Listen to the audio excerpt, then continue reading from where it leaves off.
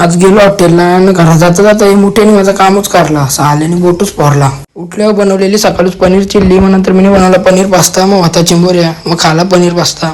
हे कुत्र्याला घरांची माणसं बाहेरची माणसं काही समजत नाही, सहाला सगळ्यांना भुकत बसतं.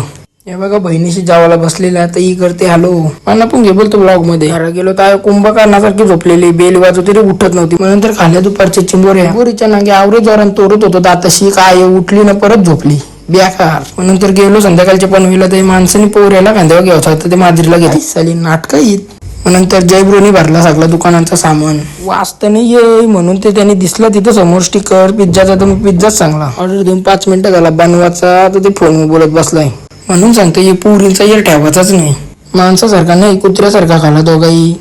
घरा गेलो, फ्रीज साफ करता करता पक्का दमलेलो, मग मारला प्रोटीन. नंतर मग गेलो राहिलेलो हॉटेलला. हॉटेल बघा कसलं भारी, नवीनच बांधलं आताच. शिरडोनच्या साईडला आहे ना, हायवेची चिटकूनच आहे बाजूला. आता ही पोरा बघा, एक वेळेस पोर असती तर लादली असती तर ठीक आहे, पोरा पण नसतात. मग नंतर गेलो वरती, एवढी गर्दी होती का सगळा पॅक होता. मग गेलो नंतर आतमध्ये मग फॅमिली बसायसाठी ऐसा बिसा येईल. नंतर आमची बसलेली तिकडे कोपऱ्यान आई मला कटलोला फोटो काढून, माहिती तर नाही कोण आहे बाई. कौशी डाएट नाही कर, बाहेरचा खाते नुसता, सांगून ठेवलं डाएट नाही केली ते बाजूला आहे ना तसंच वशीन. तो यो हॉटेलचा मालक, त्याला बोललो व्हिडिओ काढतोय ते लाजते यार. घरा जाता जाता त्याला फुलगुच्छांच्या जागेवर मोठ्या दिला, नंतर जाता जाता याही काढलो फोटो, मग गेलो घरा.